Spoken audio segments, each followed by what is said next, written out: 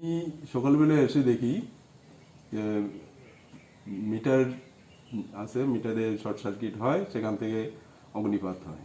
তো তৎক্ষণাৎ এলাকাবাসীর সহযোগিতায় এবং আমাদের বিদ্যালয়ের স্টাফদের সহযোগিতায় ফায়ার সার্ভিসকে কল করা হয়। তারপর ফায়ার সার্ভিস এসে লাইন কেটে দিয়ে জল দিয়ে নিভিয়ে যায়। কীরকম ক্ষতি হয়েছে? এমন কোনো ক্ষতি হয়নি, তবে সিলিংয়ের একটা কোণায় কিছুটা পড়ে গেছে, আর যে কানেকশন লাইনগুলি ছিল তারগুলি ওগুলি পড়ে গেছে। সঠিক সময় দমকল কর্মী এসেছিল? একদম সঙ্গে সঙ্গে এসে তারা তৎক্ষণাৎ আয়ত্তে আনে।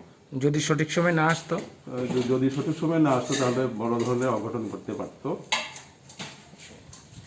এই স্কুলটার নাম কি? আমাদের স্কুলের নাম হলো পূর্ব গোকুলনগর দ্বাদশ শ্রেণী বিদ্যালয়।